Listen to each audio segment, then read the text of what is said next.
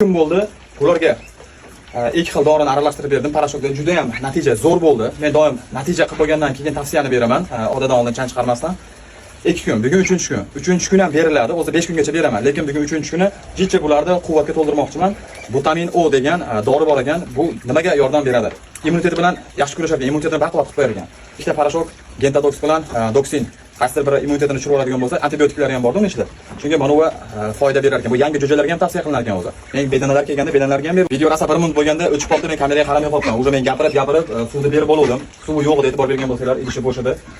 30 gram 20 litrga qo'yib aralashtirib berdim. O'sha videoni boshqa olib o'tirgim kelmadi. O'sha quyib bo'ldimda bu narsani men. Bu asosan immunitetini ko'tarib beradi. 5 kun davomida Gentadox bilan Doxin dorisini berib, profilaktika qilib, xilaykan tovuqlar bo'lsa, xilaykan o'g'aylarga juda ham samarali bo'lar ekan. O'sha mana 3-kun ancha bosilganini sezdim. Nasib bo'lsa, ba'zi sabablarni qilishimiz kerak.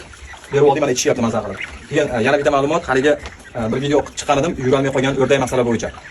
Ko'pchilik yozdi, kommentariyada ham, lishkaga ham yozdi, nima bo'ldi, o'ldimi, so'yib yubordim. So'yib yuborgandan ko'ra tuzatib, lecheniya qilib, foyda olgan bo'lsam, aytib chiqqani menga ma'qulroqda. Ziyon bo'lgan bo'lsa ham so'yib yubordim yoki o'ldi deb aytib chiqqani menga o'zimga yoqadi shunaqa qilish. Shuning uchun u yurdi, kecha o'sha men karantindan chiqib qo'yib yubordim, ancha o'zini yaxshi his qilyapti. Yugurib yurmayapti, lekin o'sha proses zo'r boshlandi. Hozir sizga qanaqa dori berganimni ko'rsataman. Mana bu doridan foydalandim. Gemobalans degan dori ekan, 100 gram bo'lar ekan bu. 100 gram. 1 gramini tortib og'ziga qo'yib yubordim. Degan Gamavit degan kichkina dori, bu 200 gram suvga 1 gram aralashtirilgan ekan. Ikkovini birdan berdim. Juda ham samarali bo'ldi. Balki shu sabab bo'lganda. Plus bunga 3-chi qo'shimchasiga vitamin B kompleks deganda toshiga ukol qildim 1 gramdan vitamin B kompleks. Shularni uchovini qildim, samara ko'rdim, foyda ko'rdim. Shu foyda ko'rganimdan keyin chiqib aytsam, kimdadir mana shunaqa holat bo'layotgan bo'lsa, mana shundan foydalaning. Menga foyda berdi. Hozir buni ushlab ko'rsataman. Mana o'rdak. Yurolmay qolgan o'rdak.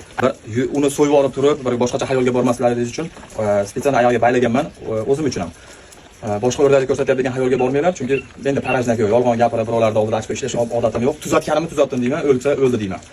So'yib olishni juda ham ko'pchilik tavsiya qiladi. So'yib olish juda ham oson narsa. Menga lecheniya qilganim menga ancha foydaliroq. E'tibor berdingiz, ushlab keldim. Mana yotgan narsa emas. Yugurib borgan yo'q, lekin ancha-muncha harakatga keldi. Buni уже tamom bo'ldi deb o'yladim, lekin yo'q.